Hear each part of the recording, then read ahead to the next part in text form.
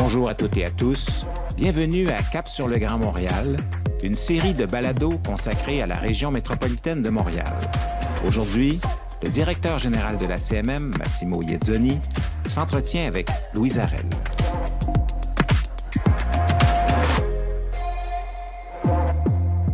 Bonjour. Alors, bienvenue à cette deuxième balado des 20 ans de la communauté métropolitaine de Montréal. Alors, je me présente, Massimo Iezzoni, je suis directeur général de la communauté métropolitaine de Montréal. Et aujourd'hui, on reçoit de la belle visite, en fait, de la grande visite. On parle de l'architecte de la loi sur la communauté métropolitaine de Montréal. Donc, celle qui a travaillé, milité au Conseil des ministres et à l'Assemblée nationale pour nous apporter cette structure qui a maintenant 20 ans et que nous célébrons cette année. Alors, je vous présente Mme Louise Arel, qui a une longue feuille de route au niveau du parlementarisme québécois, une formation en droit, et elle a aussi goûté à la politique municipale. Mais aujourd'hui, on veut s'entretenir avec elle de ce début de la création de la CMM lorsqu'elle était ministre des Affaires municipales et ministre d'État à la métropole sous le gouvernement Bouchard en 1998. Donc, brièvement, on va rappeler à nos auditeurs qu'en 1998, le gouvernement Bouchard est élu quand même avec une forte majorité. Mme Arel se voit confier le mandat non seulement de fusionner des villes au Québec, mais ce qui nous intéresse beaucoup plus chez nous à la communauté métropolitaine, de créer une structure métropolitaine à Montréal et dans la région métropolitaine de Québec. Alors, Mme Arel, bonjour. Oui, bonjour, M. Iezzoni.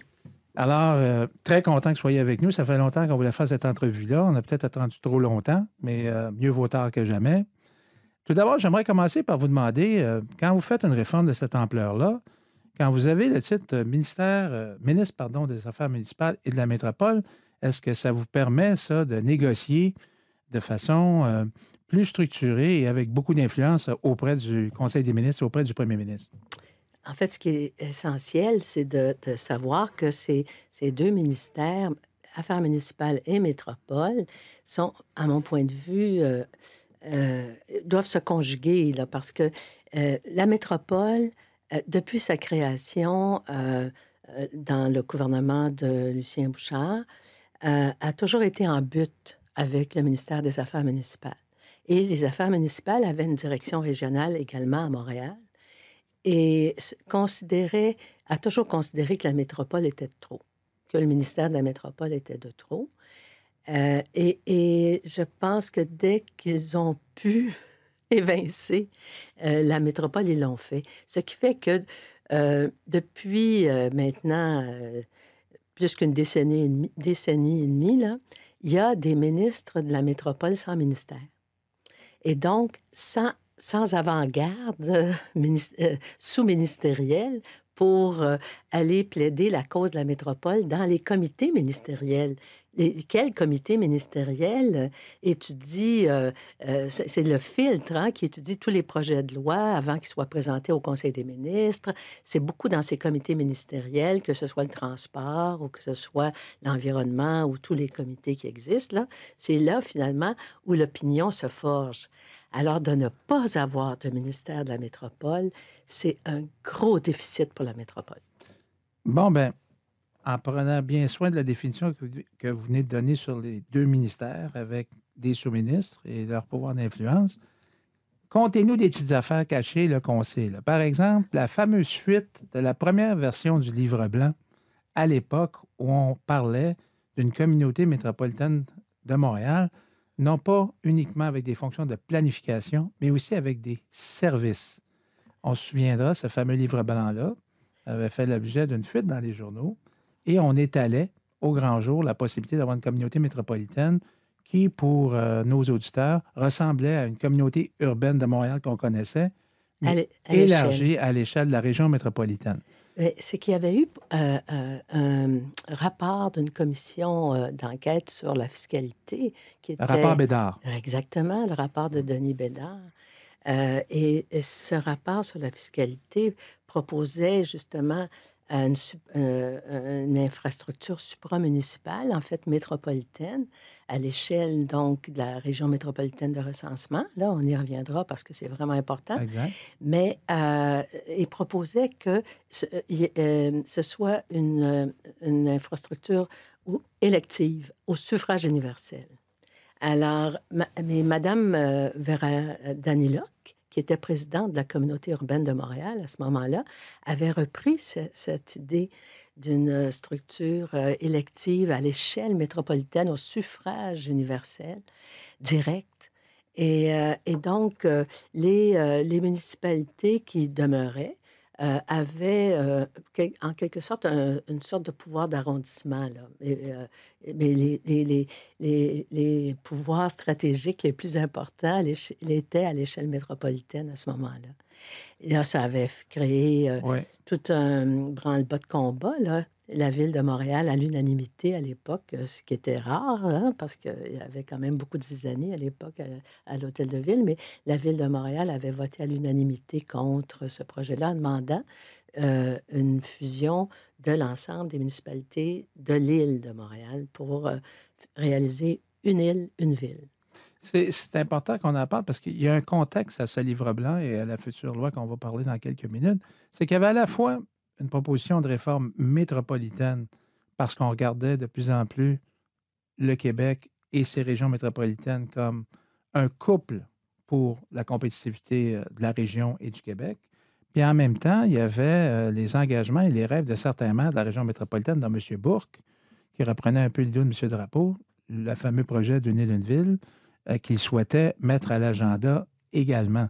Ce qui a fait que lorsque le livre blanc a été lancé, bon, on a immédiatement vu les engagements locaux primés. Et là, évidemment, vous avez dû faire un arbitrage. Et expliquez-nous un peu comment ça se passait au Conseil des ministres, si vous êtes un peu... Faites comme si on se parlait entre nous, là. Est-ce qu'il y avait des débats sur l'un et l'autre ou comment ça se passe quand vous arrivez dans une telle situation comme ministre? La création de la CMM au sein là, du Conseil des ministres a été beaucoup plus facile à réaliser que, la fusion de l'île de Montréal. Parce que, vous savez, tout ça avait été précédé 10 ans plus tôt par le rapport Pichette. On se rappellera que, il y Le avait eu recteur de l'UQAM là, qui avait été oui, désigné il y a avec un certain nombre d'observateurs comme Mme Adenau et différentes personnalités, l'ancien maire Michel Gratton de Saint-Lambert. absolument. Et le rapport Pichette, il faut s'y référer, fin des années 80, mis en place par le gouvernement libéral. Le rapport Pichette vraiment insuffle une vision de Montréal et sa région. C'est le début là, Ouais. de la reconnaissance d'une dimension métropolitaine. Et ça, c'est 10 ans plus tôt. Et puis par la suite, Claude Ryan, qui sera ministre des Affaires municipales, là, autour des années 92, 1992 à ce moment-là, introduira une réforme fiscale qui fera extrêmement mal Ouais. aux villes-centres. Notamment les coupures au niveau de l'exploitation du transport en commun. Ça fait très mal. Et il y a une Extrêmement. baisse d'achalandage extrêmement importante durant cette période. Parce que les villes-centres, qui étaient à peu près les seules là, qui offraient du transport public, se trouvaient dorénavant à devoir assumer le financement de l'exploitation, ce qui était partagé avec Québec auparavant. Exact. Alors ça a été un coup terrible à ce moment-là, puis ça a creusé les inégalités. Et d'où le rapport Bédard, là, si on se rappelle, là, on en Exact. parlait Oui, tantôt, oui. pour justement étudier, examiner quels étaient les correctifs à apporter pour corriger ces inégalités fiscales entre la ville-centre Oui. et les villes de proximité, là, les En villes fait, on revient voisines. au principe d'équité, là. Plus on a des services qui dépassent les limites de la ville-centre, bien, à ce moment-là, on parle d'équité au niveau des coûts. Exactement. Et c'était un des fondamentaux là, de la création de la communauté métropolitaine. Exactement. Et vraiment avec aussi la question de renforcer des pôles urbains. Parce qu'on est déjà, vous voyez, on est dans les années 90, là. Et il y a eu vraiment une période très difficile là, sur le plan économique là, au début des années 90. Et à ce moment-là, c'est certain qu'on est en concurrence avec d'autres pôles urbains dans le monde et on est encore dans, l'époque où les villes se concurrencent entre Entre elles. elles. Laval, Montréal, Lévis, Québec, en fait, à bien des égards, ce sont souvent pas les mêmes réglementations. Je pense juste à la réglementation sur l'eau, par exemple. Je ne sais pas si vous vous rappelez, la Oui, très bien. réglementation était différente. Différent. Si les industries s'installaient à Laval, finalement, la réglementation était moins lourde, si vous voulez, ou qu'à Montréal. Et puis, il y avait même, avant que moi j'arrive, là, c'est Rémi Trudel qui avait mis fin à ça, là, comme ministre des Affaires municipales. Il y avait même des crédits d'impôt pour aller cannibaliser des villes voisines, des entreprises qui étaient dans les villes voisines pour les faire se déplacer, se relocaliser, en fait, dans sa propre ville. Ça n'avait plus de bon sens. Ça, cette idée de créer, de renforcer un pôle euh, urbain fort pour pouvoir réagir à la concurrence internationale, c'était important aussi, ça. Donc, ça, c'était un peu les fondements de votre vision, renforcer ces pôles-là, l'équité. Puis après ça, ben, vous avez déposé un projet de loi. Oui, le projet de Loi loi, 134, oui, qui s'appelait à l'époque le oui, numéro qu'on lui a donné. Puis ce oui, projet de loi, dans le fond, il avait été déposé en sachant qu'il restait encore un peu de réticence quand on pense, par exemple, des maires de la Couronne Nord de l'époque. Il y avait moins, je dirais, d'opposition en Couronne Sud, mais il y en avait quand même. Mais au centre, les choses s'amélioraient parce que vous avanciez aussi avec l'agenda des regroupements municipaux. Donc, vous aviez un petit peu placé l'agenda de façon stratégique en disant, ben, écoutez, je m'en viens sur les fusions, mais j'aimerais bien que la réforme sur les CM avance bien. Et vous déposez le projet de loi et ça a amené ça chez vous quand même à des discussions stratégiques de comment faire atterrir le projet pour qu'il y ait quand même un consensus minimal, là. tout à fait. Ce qui a aidé aussi, c'était la perspective du premier pacte fiscal. Ah, OK. Ça a mis de l'huile dans le moteur, là. Ça, c'était comme essentiel aussi, là. Parce que ça a permis de négocier avec l'UMQ, l'Union des municipalités du Québec, et à moindre égard, la FQM, qui était moins concernée, mais ça a permis quand même de négocier avec l'UMQ pour que il y ait il n'y a pas une offensive contre la création de la De la CMM CMM. et la fusion des nouvelles villes. Il y a eu, Qui étaient vos alliés dans le projet de CMM? On a beaucoup parlé de Vera Daniluk, avec qui, je pense, vous avez beaucoup partagé vos projets de réforme. Et elle aussi, elle avait quand même une grande ouverture à ce projet-là.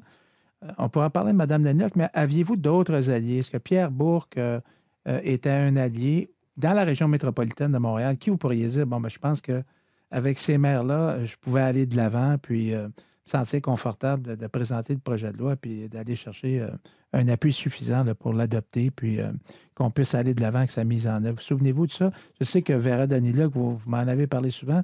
Parlons-en. Donc, Mme Daniluk, qui, elle, se trouvait un peu en péril dans le sens que la communauté urbaine de Montréal reste, mais ne reste pas comme avant. Est-ce qu'il y a un consensus pour l'élargir ou non? Ou s'il y a un consensus pour une autre structure? Donc, ça a dû être très, très difficile, ça, ce moment-là, de déterminer quelle est la bonne structure ou d'en créer une autre sur la base de la CUM. En tout cas, je vous laisse aller là-dessus parce que c'est intéressant, ça. mais il est certain que ce que proposait le rapport Bédard et ce qu'appuyait Vera Daniluk, pour qui j'ai énormément d'estime et de respect, là, mais ce que les deux proposaient, il y avait une levée de bouclier, là, c'était insurmontable, insurmontable. On se souviendra de la table des maires de banlieue là, avec M. Bossé et tout ça, qui avait quand même des positions assez fermes sur le dossier. Pas que sur le dossier d'une île, une ville, mais sur le dossier d'une élection au suffrage universel des élus au niveau métropolitain. Alors là, ça a été Ça a été un blocage une systématique. Ouais. déferlante, là. Puis vous savez très bien qu'en politique, il y a une colonne d'amis, une colonne d'ennemis, puis il faut que votre colonne d'amis soit, disons, plus importante. Alors, il y avait que, il y avait quasiment que de l'opposition. Alors, contre ce projet-là Le suffrage d'élire au suffrage universel. universel métropolitain, parce que c'était pas que c'était l'élection au suffrage universel, c'était aussi des compétences de service extrêmement importantes là, qui étaient à ce Ben oui. moment-là allouées. Aménagement, développement économique, environnement, fiscalité, transport en commun. Absolument. Des compétences de base d'une ville qui deviennent partagées, métropolitaines et partagées à l'ensemble des municipalités. À l'époque, on s'en souviendra, il y en avait une centaine là, quand on a fait le projet de loi 134. Oui.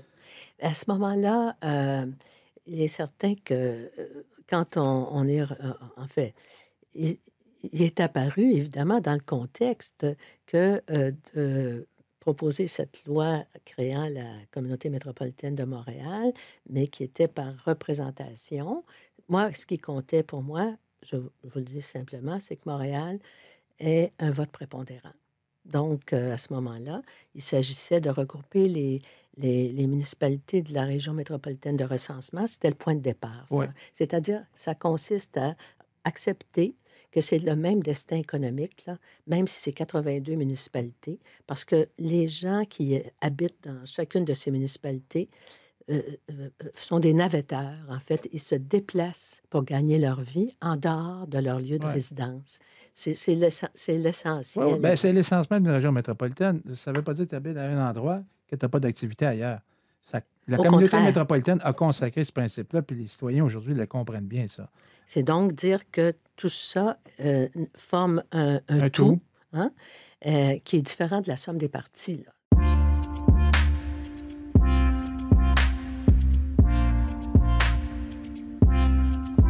Le principal opposant était le maire de Rosemère. Rosemère, M. Deschênes, Oui, exactement. qui ne s'en cachait pas et qui avait lui-même piloté une campagne Ouvertement assez hostile, avec des brassards, avec des ouais, X là, sur mon ouais. nom. Et puis, C'était assez particulier, même à l'époque, de voir un tel geste là, pour une structure de cette ampleur-là. bien, il y avait à ce moment-là, le projet était d'un référendum qui a eu lieu. Le référendum contre le projet, là, c'était essentiellement 26 maires sur les 82, 26 maires de 26 municipalités de la CMM qui ont tenu un référendum par un beau dimanche du mois de juin. Vous en souvenez comme si c'était hier Ah, de ben ça? oui. Et avait quand même, vous savez, déplacé 99 000, presque 100 000 personnes là, pour voter contre Alors, la c'est CMM. quelque chose. Là. C'est quelque Qui n'était même pas chose. créé en plus. Là. Donc, Et- on n'avait pas et- tout à fait une idée de ce qu'elle pourrait être. Le projet là n'était pas encore adopté. Absolument, mais Alors, c'était vraiment, c'était extrêmement hostile, là. Je dis toujours que le gouvernement de Lucien Bouchard fallait qu'il y ait du coffre pour vous avez toujours eu ne l'appui pas du premier piller. ministre. Hein? Toujours. Ça, c'est important aussi quand on parle d'une Essentiel. réforme aussi importante qui bouscule. Ça a été Essentiel. essentiel parce qu'on Absolument. n'aurait pas vu le jour de cette communauté métropolitaine-là. Là. Ben non, on ne peut pas passer à travers quelque réforme que ce soit majeure, là, quelle qu'elle soit, sans l'appui du premier ministre, parce qu'à ce moment-là, il faut que le vent nous vienne dans le dos là, pour avancer. On ne peut pas avoir le vent sur le devant. Là. Puis, je me rappelle maintenant que vous avez été chanceuse aussi parce que le premier ministre Bouchard a goûté à une première réforme avec le ministre Perrault, avec la Commission de développement de la métropole, qui est morte, cette loi-là est morte au feuilleton. Oui. Je comprends donc que le gouvernement disait que ça prend quelque chose d'un petit peu plus robuste aussi quand même. Oui. De là, ce livre blanc, appuyé Oui. par le rapport Bédard dont vous parliez. Oui. Mais revenons sur la gouvernance et la représentativité, parce que c'est un enjeu très important. Comme on sait, on n'a plus le suffrage universel, puis vous dites à juste titre et à bon droit, bien, il faut quand même préserver l'équilibre des parties de la région métropolitaine qu'on connaît aujourd'hui comme la Couronne Nord, la Couronne Sud, Montréal, Laval, Longueuil. Et ça a été un puzzle, parce que c'était pas évident, là. Il faut que Montréal ait un vote prépondérant. Je vais peut-être introduire le fameux comité Bernard, puis vous nous en parlerez, mais je pense que ça vous a aidé pour faire ce consensus-là sur la représentativité. Ah ben, Puis, mais ce qui a aidé beaucoup aussi, c'est que la communauté urbaine de Montréal, là, qui existait là, depuis 69, 1969, là, 69. et qui avait été créée, en fait, dans l'espèce d'effervescence, là. Mais en tout cas, on n'y reviendra pas. Mais la communauté urbaine de Montréal, elle était vraiment presque inopérante. Puis il faut savoir que Mme Danuluc était une présidente nommée. Ce n'était pas le maire de Montréal qui était président de la communauté urbaine de Montréal. C'est très Exact. important de le rappeler, là. Absolument. Différence fondamentale avec la communauté métropolitaine de Montréal. Oui. Et en plus, c'était la double majorité à la Exact. communauté urbaine de Montréal. Ça voulait dire la paralysie. C'était Voilà. la paralysie parce qu'il y avait, même si jamais, on m'a dit depuis 20 ans, aucun maire de Montréal a utilisé le vote prépondérant À la à CMM? la CMM. Une fois. Une seule fois? Une seule fois, Ouais. c'était sur un règlement de contribution financière. Mais le vote prépondérant, ce qu'il permet, c'est que ça donne une semaine de plus pour le consensus. Donc, une fois en 20 ans qu'il l'a Oui, utilisé. c'est ça qui est formidable, Ouais. mais ça reste un symbole, mais une épée de Damoclès. Exact. Et c'est essentiel parce que l'expérience de la CUM, de la communauté urbaine de Montréal, c'était une expérience terrible parce qu'il ne se passait plus rien. C'était paralysé entre En fait, les... c'était ça votre intention. Vous ne vouliez pas reproduire Absolument, la paralysie de la communauté urbaine de Montréal ça.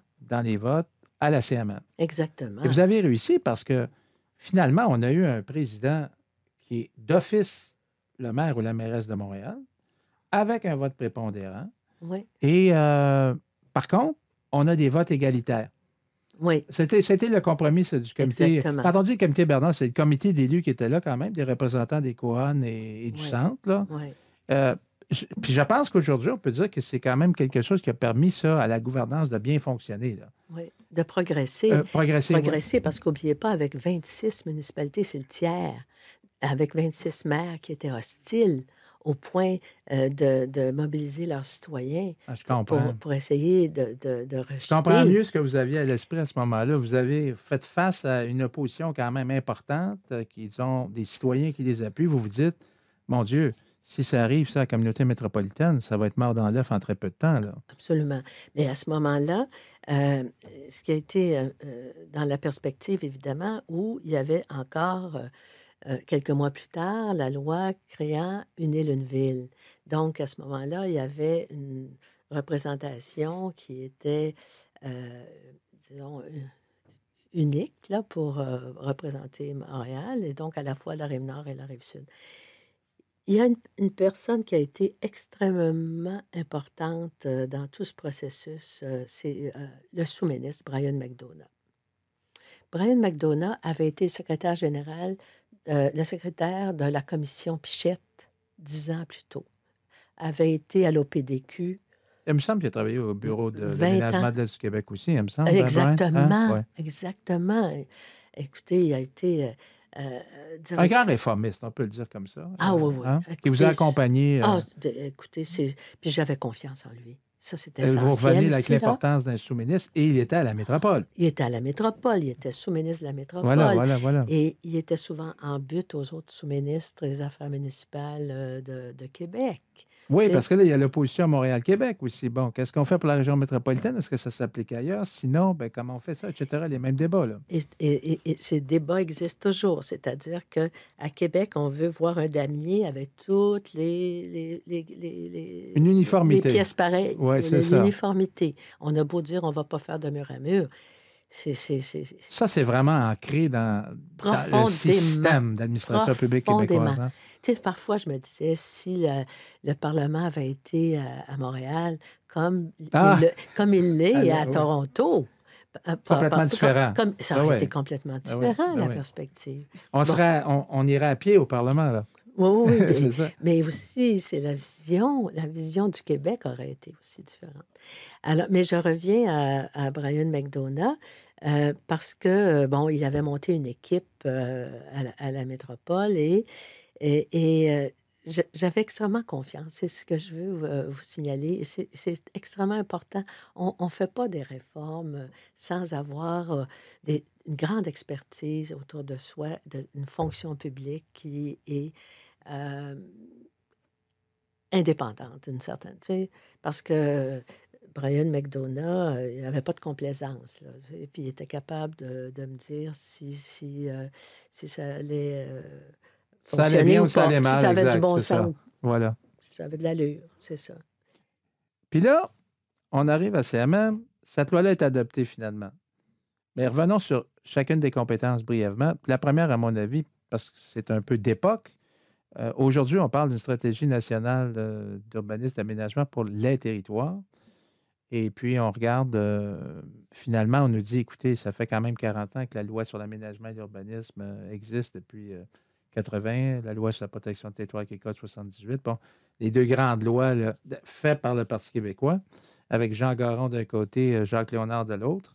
Mais on parle de cette stratégie-là, puis on parle de 40 ans, mais on oublie quand même que la communauté métropolitaine a été créée en 2001, donc un petit peu plus tard, qui s'est ajusté un petit peu plus aux enjeux de territoire qui sont les enjeux maintenant du 21e siècle, la transition écologique, plus de transports collectifs et actifs, la réduction des GES, la protection des milieux naturels, la protection du territoire agricole. Donc, On en parlait déjà à cette époque. oui. Donc, en 2000, déjà, quand on lit le livre blanc ou on lit la loi, il faut s'en souvenir, elle dit que la CMM, puis ça, c'est dans l'autre loi en 2010, elle doit faire un plan d'aménagement durable pour la compétitivité et l'attractivité de la région métropolitaine de Montréal.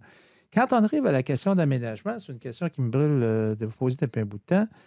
Il y avait dans la loi sur la communauté métropolitaine le fait qu'on souhaitait d'avoir un seul plan d'aménagement du territoire, un seul schéma, comme on appelle. Un peu comme quand on a fait aujourd'hui la loi sur la RTM, on disait que ça prend un seul plan de transport collectif. C'est une grande région, on ne devrait pas avoir plusieurs. On ne peut pas morceler un plan. On devrait plutôt avoir un plan, puis le partager, puis le mettre en œuvre pour le territoire sur la base de la région métropolitaine, donc qui est fonctionnelle.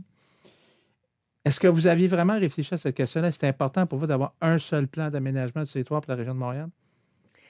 Oui, parce que même on a déposé un avant-projet Exact. de plan de développement. Ça a été mis à l'ombre parce que c'était le jour même des tours, la Ah, de tragédie. l'événement, oui, C'était le effectivement, jour le même. 11 septembre, Ben oui, Ben oui, c'était ben oui. le jour même, donc de l'acte terroriste on était oui. au stade olympique à ce moment-là Exact. et on Avec devait votre cadre dévoiler. d'aménagement, C'était 2021. exactement, c'était et ça, bon, par la suite, on a eu un changement de gouvernement. Moi j'ai quitté aussi quelques mois plus tard pour être présidente de l'Assemblée nationale. En 2002. Oui, puis ensuite, il y a eu un changement de gouvernement et là, les cartes se sont rebrassées et souvent, j'ai remarqué, Et c'est dans ma important ce que vous ouais, dites parce que 2001, vous êtes encore là, vous avez les deux titres. ouais. Vous en allez à la présidente de l'Assemblée nationale, mais après, il n'y a plus de ministre d'État de la métropole, c'est la ministre des Affaires municipales là, qui Oui, arrive. oui.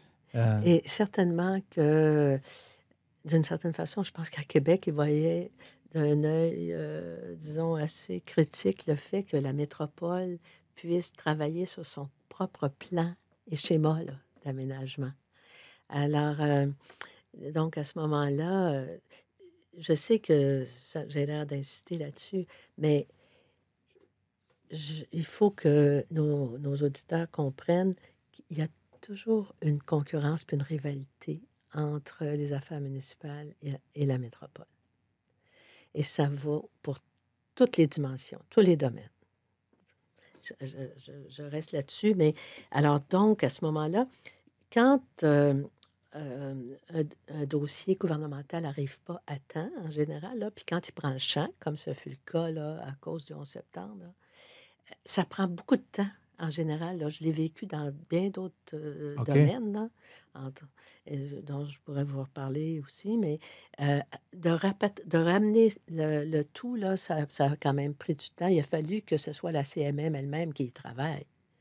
Parce que la CMM elle-même a travaillé à introduire cette nécessité d'avoir ce schéma Oui, d'aménagement. absolument.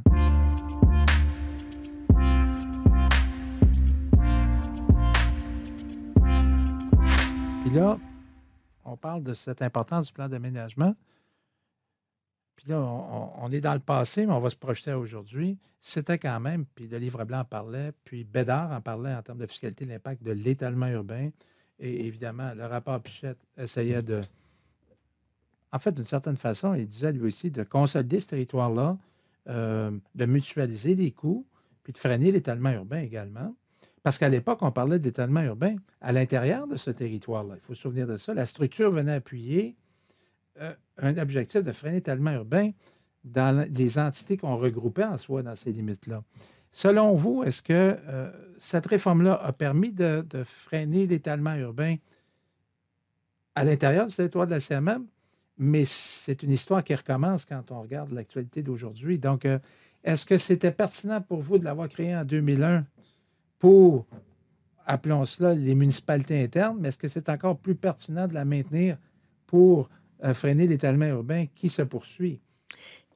C'est le principal regret là, que j'ai, parce que Oui, parlez-nous de ce que vous aviez. dès 2001, Voilà. on était conscient, hein, dès 2001, là, dès l'adoption en 2000, là, on était conscient qu'il y avait au pourtour là, de la délimitation de la CMM, donc de la région métropolitaine de recensement, il y avait finalement comme une sorte de double allégeance, à la fois une partie à la MRC, On parle des MRC à cheval. Il y en a qui et sont dans MRC la à CMM, cheval, il y en a qui sont exactement. à l'extérieur. Oui. Alors, ça, c'était le premier problème. Mais on était dans, à ma décharge, là, je dois dire que on allait vite en affaires. Hein? On était un peu pressé dans le temps aussi, là, en sachant qu'un an plus tard, puis il y avait une élection qui s'en venait. Là, on C'est était déjà vrai. la 3e année là, Exact. d'un gouvernement. Alors, mais on n'a pas...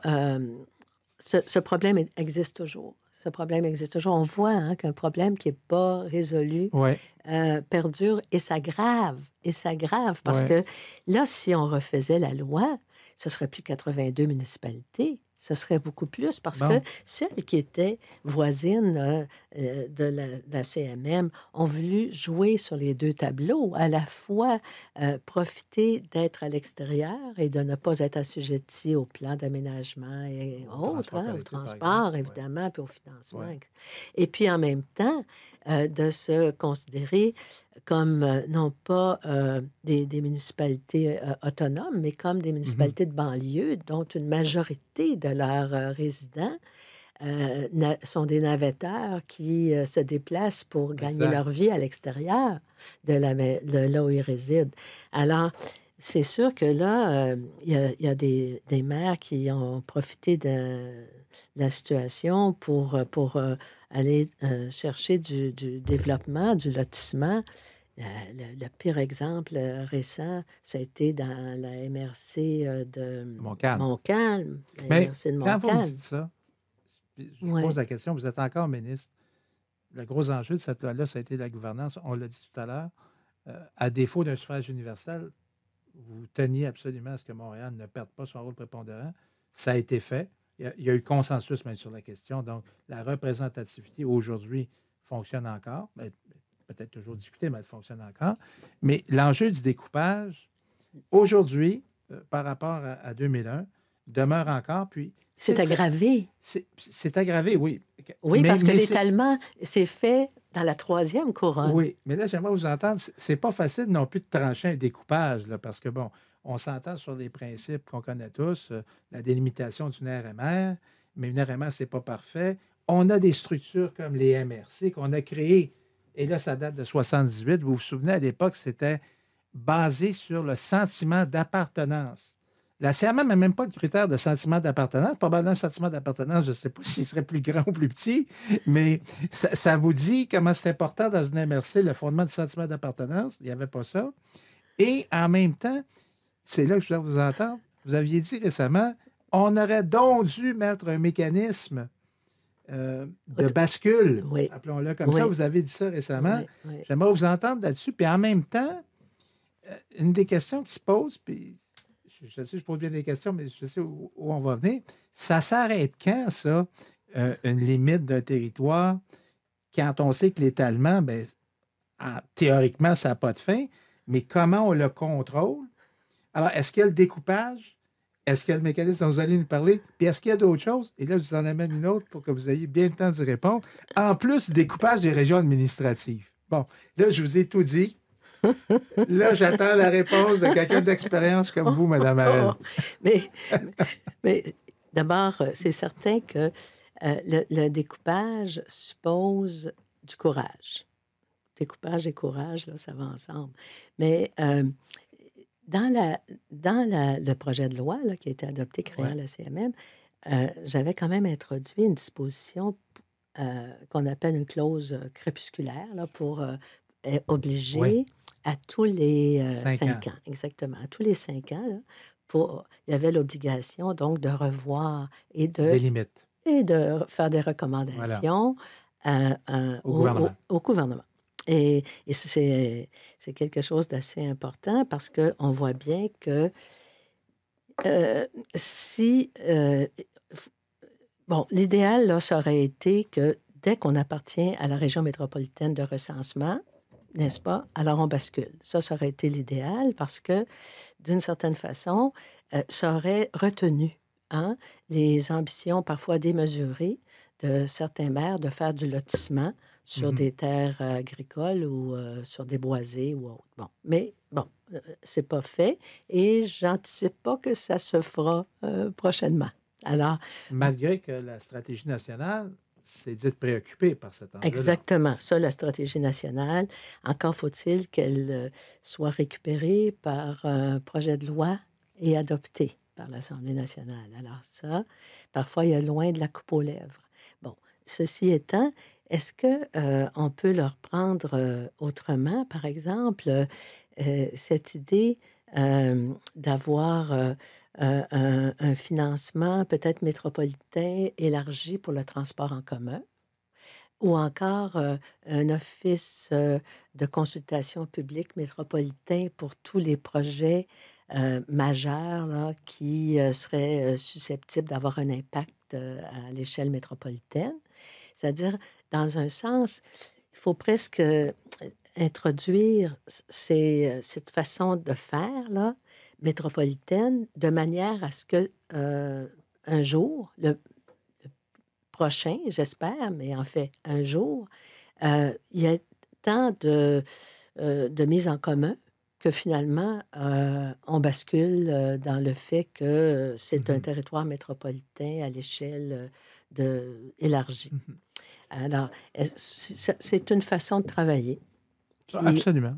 En fait, ce que vous amenez, dans le fond, c'est tout simplement un facteur de réciprocité, dans le sens où le phénomène de bascule inclus dans une loi, c'est automatique. Ben, les villes, en le sachant, ben, à ce moment-là, elles comprennent qu'elles vont faire partie de la région métropolitaine et qu'elles vont bénéficier de services et, de façon équitable, vont payer pour les coûts. Mais qu'en conséquence, elles ne peuvent pas elles peuvent pas poursuivre le meilleur des deux mondes. Non, c'est ça. Être dedans puis dehors en même temps. Oui. Et ça pose la question au gouvernement en termes d'application des orientations gouvernementales. Vous avez été ministre des Affaires municipales, il y a des orientations gouvernementales. Les orientations gouvernementales sont quand même assez claires sur la gestion de l'urbanisation. Est-ce qu'il n'y a pas également une difficulté ou une mise à jour des orientations, fort probablement, mais une application plus rigoureuse en termes de réciprocité? Et on a la fameuse orientation 10 là, qui a été prévue, où dans le fond, on dit il y a un effet miroir. Si vous êtes à proximité de la communauté métropolitaine, bien, ce qui s'applique à la CMM en termes d'aménagement devrait l'être de ce côté-là. Ça m'amène à vous poser une question, justement. Est-ce qu'on n'est pas pris un petit peu dans l'application de ces orientations-là avec des directions régionales qui n'ont pas nécessairement le prisme métropolitain ou le filtre métropolitain pour faire l'analyse complète? Et là, comme vous avez été au gouvernement, à défaut de loi ou à défaut d'autres directives, ça se règle comment, ça? La seule façon que ça puisse se régler, c'est avec un gouvernement qui a une vision métropolitaine. Parce que en l'absence de cette vision métropolitaine, là, on va retrouver une espèce de baronna, là, en fait, de direction régionale, euh, qui lèvent le pont-levis juste pour aller faire des incursions dans les territoires ennemis, là, mais qui n'ont pas cette vision métropolitaine. C'est très, c'est très difficile à partir de Québec Ah ouais. d'avoir cette vision métropolitaine. Et c'est pour ça qu'il faut vraiment plaider beaucoup pour que il n'y aura pas de changement majeur, très bien articulé, tant qu'il n'y aura pas un ministère de la métropole à l'échelle, donc métropolitain, qui va pouvoir préparer des travaux pour convaincre le gouvernement et convaincre les comités ministériels, convaincre les ministres, les convaincre que euh, tout ça finalement finit par empêcher vraiment de faire progresser la région métropolitaine. Euh, il y a comme un handicap, là. C'est comme partir, mais en boitant, là. Est-ce que une seule région administrative réglerait le problème versus 7 régions qui se chevauchent? Est-ce que c'est ça le problème au niveau administratif? Marcel Côté s'en est fait le porte-parole pendant des années en disant, mon Dieu, je parle du rapport Côté-Séguin. Oui, Il me semble qu'on perd beaucoup de temps là, en chevauchant des régions administratives, en ayant des politiques par région oui, administrative. Ce serait pas oui. mieux d'avoir une vision métropolitaine, comme vous mentionnez, mais est-ce qu'on doit revoir les régions administratives? Est-ce que c'est quelque chose qui doit maintenant être analysé à tout le moins ou trouver un mécanisme? Il ne devrait pas y avoir une espèce de mécanisme d'harmonisation? Ben, c'est assez majeur tout ça parce que on a vu que plutôt que de fusionner les régions administratives sur le même territoire métropolitain, on en a ajouté, hein, rappelez-vous, il y a quelques Ah, années, ben oui. Lanaudière, entre autres, hein. Ouais. Mais est-ce que, est-ce qu'il est possible comment est-ce possible, là? Parce que en général, on tient, beaucoup à ce qu'on peut perdre, hein, beaucoup plus qu'à ce qu'on n'a pas encore. Alors là, est-ce que les régions se sont organisées? Est-ce qu'elles vont se considérer perdantes? Alors, comment s'assurer qu'il y a des gains qui peuvent être faits? Bon, il faut politiquement, là, et c'est énorme, ça, là. C'est un peu refaire la réforme, la compléter d'il y a 20 ans. Cette région administrative, mais en même temps, la région administrative, quel est le lien entre la région administrative et la CMM? Parce que là aussi, il peut y avoir un autre enjeu important. Exact. Oui. Mais dites-moi une chose. Euh, Si on regarde la réforme telle qu'elle est là, avec ses imperfections, mais quand même avec une loi qui a quand même permis de réaliser un certain nombre de choses, si c'était à refaire, qu'est-ce que vous feriez de mieux ou vous dites tout simplement non, je pense que ça a quand même relativement bien été. Là. Tu sais, quand vous regardez ça, là, puis vous suivez ça de très près, là, cette loi-là, là, si vous aviez à dire, j'aimerais la renforcer ou à l'époque, j'aurais donc dû, comme je dis, là, c'est quoi les éléments qui ont manqué, pensez-vous? Vous avez dit quelque chose tantôt qui est important. Euh, Une fois que vous arriviez en fin de mandat, vous avez quitté le ministère, donc vous veniez d'adopter la loi, la mettre en place, déposer le cadre d'aménagement. Ben, à un moment donné, le leadership que vous aviez pour son élaboration et son dépôt, la mise en œuvre, malheureusement, a été par un autre ministre avec un autre type d'administration. Qu'est-ce qu'il faut, là? Quels sont les éléments qu'il faut avoir dans une loi pour que, entre guillemets, elle soit parfaite là, pour une réforme aussi importante que la communauté métropolitaine de Montréal, la communauté métropolitaine de Québec, là? D'abord, une réforme territoriale, là, quelle qu'elle soit, là, c'est toujours, il faut l'accepter, là, c'est une réforme qui suscite énormément d'appréhension, presque d'hostilité. Même les MRC, rappelez-vous, à l'époque, Claude Ryan, chef libéral à ce moment-là, avait pris l'engagement en campagne électorale de les annuler. Là. Et avait pris l'engagement Ouais. d'abolir les MRC.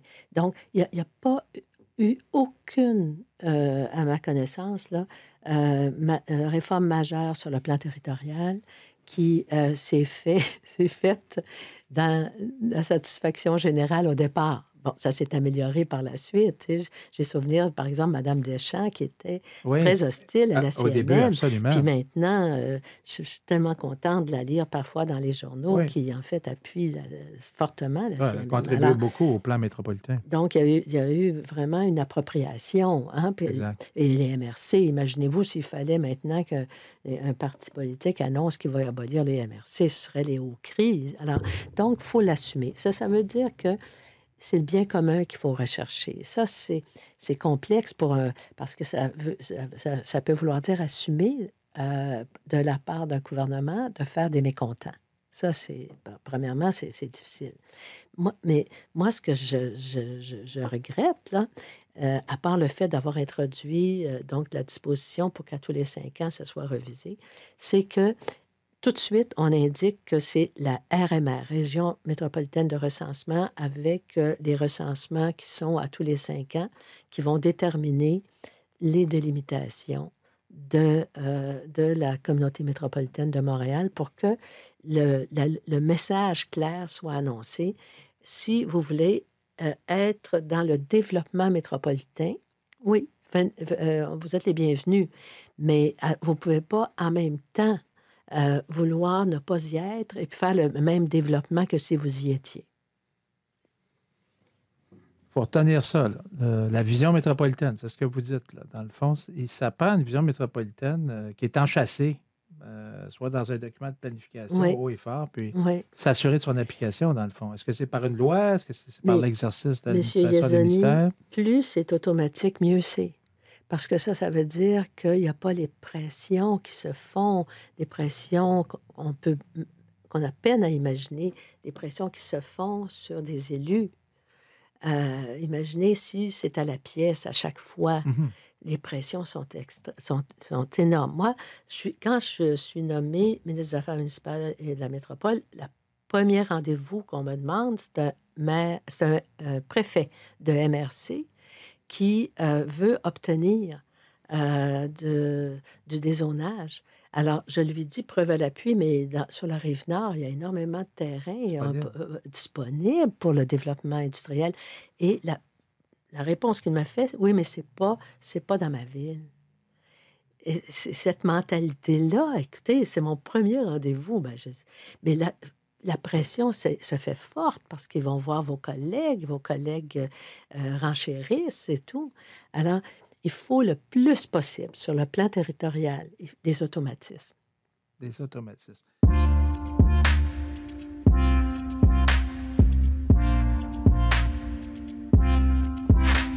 Quand le premier ministre vous a appelé, puis vous a dit, Madame Harel, je vous vois aux affaires municipales par la métropole, comment avez-vous réagi? Vous n'attendiez pas à ça, j'imagine? Parce que vous avez fait quand même beaucoup de ministères, il faut quand même le dire à nos auditeurs. Oui. En fait, oui, parce que j'étais à ce moment-là, je venais de faire l'emploi. Je venais de négocier avec le fédéral le transfert là, des 1100 fonctionnaires fédéraux. Ouais, c'est ça. C'est ça, exactement. Ça avait été un succès, d'ailleurs. Oui, Emploi Québec, ça a créé, ça a exactement. permis de créer Emploi Québec. Et puis, je venais juste d'adopter la loi sur l'équité salariale aussi. Alors, non, ça allait bien. Et puis... Donc, vous avez dit quelqu'un qui pouvait prendre des dossiers complexes et puis mais moi, je suis délivrer. montréalaise. Mais montréalaise dans le sens plus métropolitain parce que j'ai grandi, je suis née, j'ai grandi, j'ai toujours beaucoup de familles à Sainte-Thérèse. À l'époque, c'était Sainte-Thérèse de Blainville. Ça, c'est à côté. Oui. C'est pas loin de votre ami qui vous a donné des fraises, là. Oui, Monsieur Deschênes. Monsieur Deschênes. Mais ceci dit, c'est sûr que c'était pas une banlieue à l'époque quand moi j'ai grandi. On gagnait en secondaire 5 un prix de fin d'année qui était un voyage à Montréal. Alors, ça nous Ah oui? indique, hein, les Ben changements oui, ben qui hein. sont venus.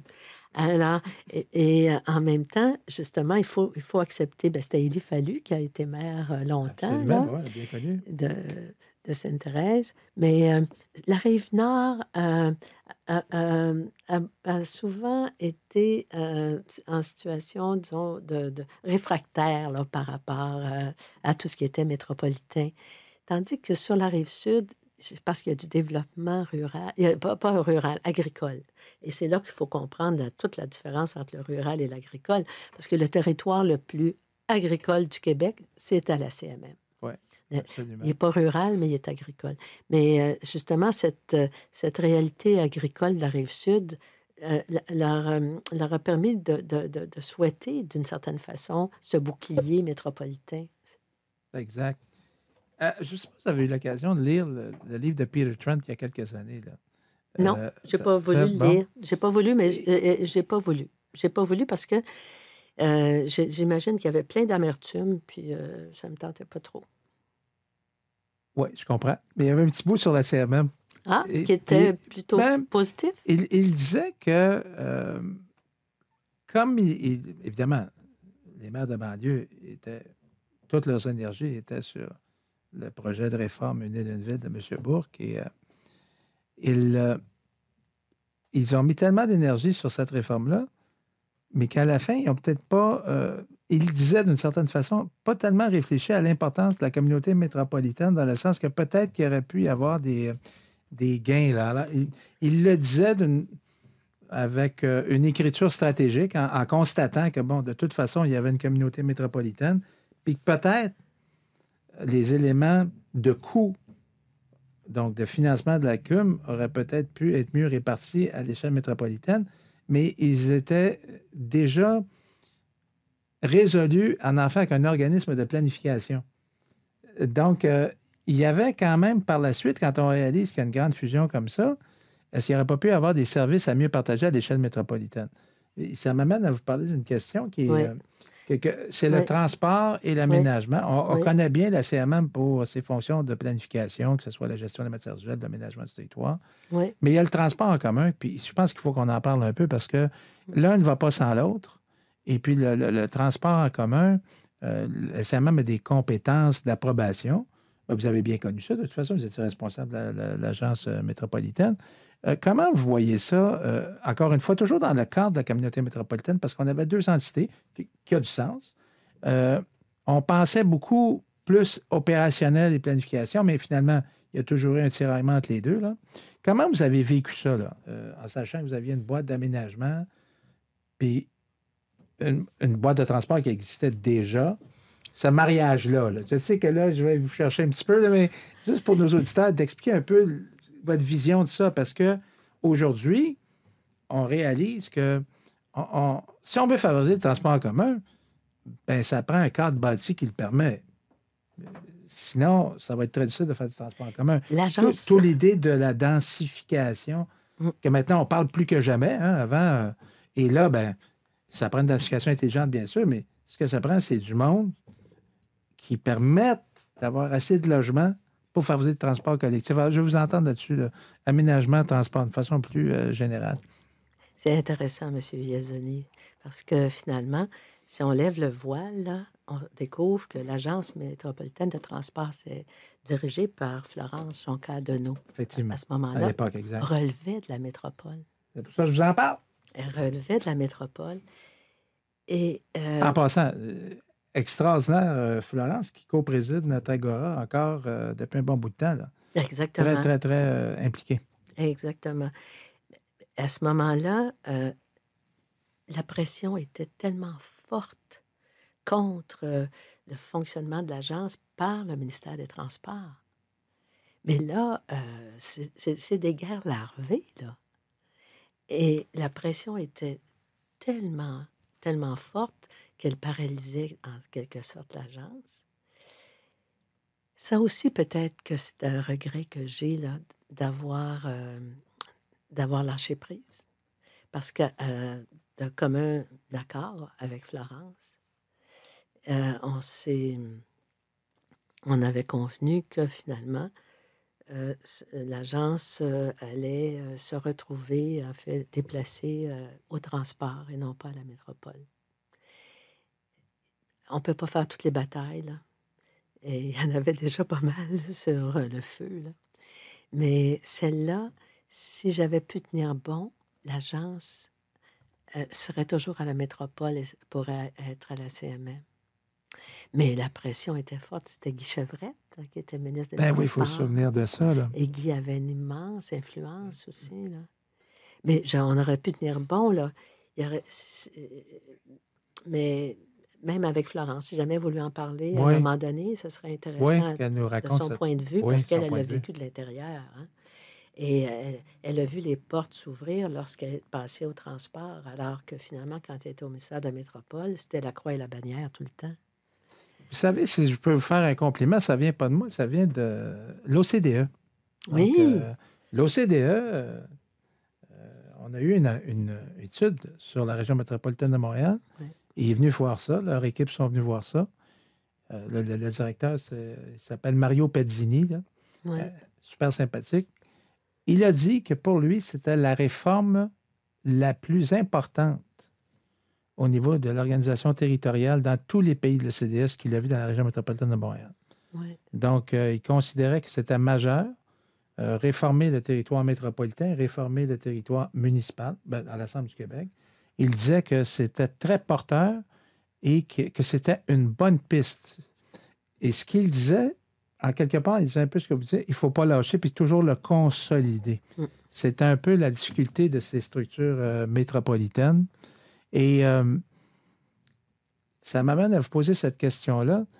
C'est quoi pas vos vœux, mais disons vos recommandations pour l'avenir pour une communauté métropolitaine? Là? Parce que ça fait 20 ans. Moi, je dis toujours, la CUM a duré 30 ans. Peut-être qu'il nous reste 10 ans. Est-ce que ça va encore fonctionner pendant un grand bout de temps? Je m'encourage en disant que les MRC ont maintenant 40 ans, donc on serait mieux que la communauté urbaine. Mais comment vous voyez le paysage là, en sachant que la transition écologique est irrémédiablement amorcée? Tout dépend de ce qu'on va mettre en œuvre pour éviter le fameux 1,5 à ne pas, évidemment, augmenter pour réduire nos gaz à effet de serre. Donc, on a une dizaine d'années pour y procéder. Euh, Est-ce que la CMM demeure quand même un organisme important là, pour combattre les changements climatiques, freiner l'étalement urbain, favoriser le transport en commun, avoir une densification intelligente, s'assurer d'une certaine cohésion des actions au niveau territorial, dans un système quand même fort complexe, où on est quand même un système à 4 niveaux, là. Le gouvernement, les communautés métropolitaines, les MRC, les villes. Comment, dans votre boule de cristal, vous dites, bon, ben, l'avenir, là, c'est-tu rose? C'est un petit peu nuageux? Comment vous voyez ça? Parce que quand même, vous avez amorcé une réforme qui est encore en cours. Très peu de modifications de la loi sur la communauté métropolitaine pendant 20 ans, là. Évidemment, la seule qu'il y a eu, c'était en 2010 où on a revu le partage des compétences parce que collectivement, on s'est dit, ben là, écoute, comme vous le disiez, dans le fond, c'est une famille, là, où il n'y a pas de schéma, où on s'entend. Puis je pense que le Conseil de la communauté a pris la décision la plus sage, c'est de permettre un arrangement qui donne aujourd'hui le PEMAD. Et ma foi, le PEMAD est quand même un outil qu'on parle encore, mais qui a son effet. Donc, ça devient quelque chose d'intéressant quand on regarde l'avenir. En quelque part, il y a du bon aujourd'hui. Est-ce que ça peut continuer ou... Bon, je vous laisse la parole. d'abord, il faut envisager l'avenir aussi dans le contexte d'une déclaration du premier ministre actuel à l'effet qu'il ferait un troisième mandat. Donc, cet avenir, donc, il faut le voir dans la perspective d'un gouvernement qui est beaucoup sensible aux, aux régions et aux banlieues. Alors, donc, il faut prendre le contexte, il faut connaître le contexte dans lequel l'avenir va peut-être se dérouler et aller chercher des outils supplémentaires. aller chercher des outils qui vont au moins avoir comme effet de freiner le pire, si vous me permettez. De- si, à défaut de pouvoir avoir le meilleur, là, empêcher que le pire se produise. Donc, je reviens avec le fait de euh, le pire en matière de transport en commun. Est-ce que c'est le REM? Moi, dans ma perspective à moi, là, euh, est-ce que les milliards qui vont être consacrés au REM avec la facture que, que, les, que les municipalités puis les consommateurs vont avoir à payer, les usagers, Hmm. est-ce que tout ça nous paralyse pour mieux? Alors, est-ce que, bon, et donc aussi en matière de développement, cette idée-là d'un office de consultation Ouais. publique métropolitain pour empêcher le pire qui pointe toujours au bout de son nez, là, entre autres, disons, tu sais, c'est inouï que ce soit juste le conseil de ville de Mont-Royal qui puisse Ouais. décider de l'impact d'un projet comme celui de Royal Mount. Royal là. Mount, c'est ça.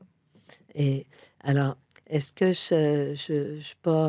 je souhaiterais là, qu'il y ait des gens plus jeunes, plus énergiques, hein, qui en veulent plus. Moi aussi, j'en veux plus, là. Mais au moins, empêcher le pire. Autrement dit, ce que vous dites, là, quand on dit empêcher le pire, il ne faut pas retourner en arrière, dans le fond.